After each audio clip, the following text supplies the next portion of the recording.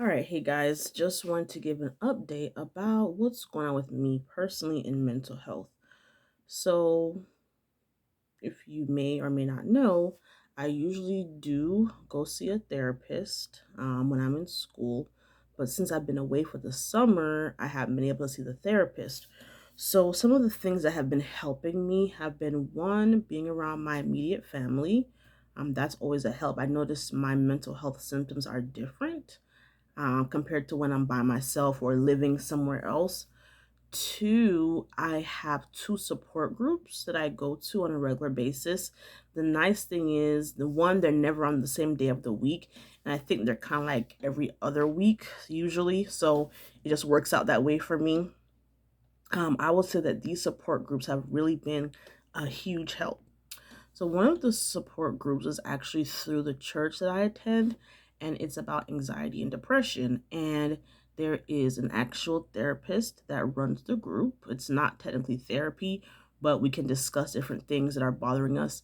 Sometimes I've been the only one in the group, and we still have a meeting, so it's been great.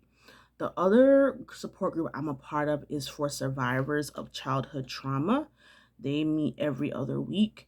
And we've been reading a book by Oprah and Dr. Perry called What Happened to You.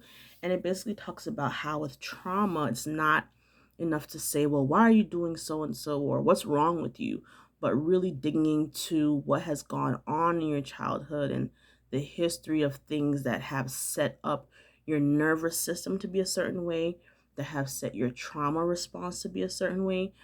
So it's been really empowering. It's been a blessing each week when we read, or each time we read something, we learn something. Then it also confirms for us things that may have already known, like, oh yeah, that's why I'm like that, or that's why certain things bother me.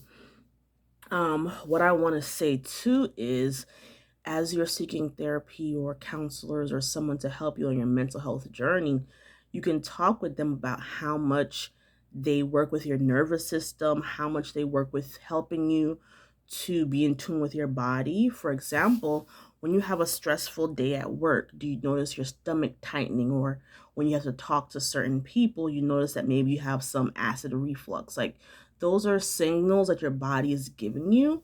And when you go to talk therapy, you don't always address those things, but there are therapists out there, especially those trained in trauma work and what they call body work. They really help you to understand that connection and to check in with yourself. So it's not just, oh, I feel sad, I feel angry, or I'm thinking so and so, but what is my body telling me? Or I'm tired, or I have a headache. Where is this coming from?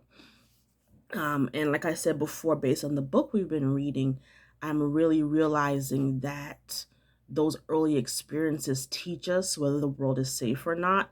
It can make us more sensitive to stress. So everyone gets stressed, but for some people, it's hard to come back to that baseline. It's hard to, I guess, reach equilibrium again because of the heightened state that we're in, that fight or flight response.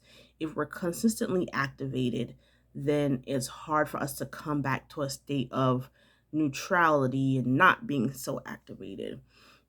Another thing that's helping me is walking. I haven't been doing it as often as I should, but walking always helps me as well. Talking with friends on the phone, just human interaction, is a big help for me also. Sometimes joining Zoom meetings and interacting with people from around the world, literally, also helps, especially for people who are extroverts like me. I do need that human interaction. So just want to share those things. Hopefully you can relate and connect to something. And feel free to share with someone that you know. Thank you guys, and remember to like and subscribe.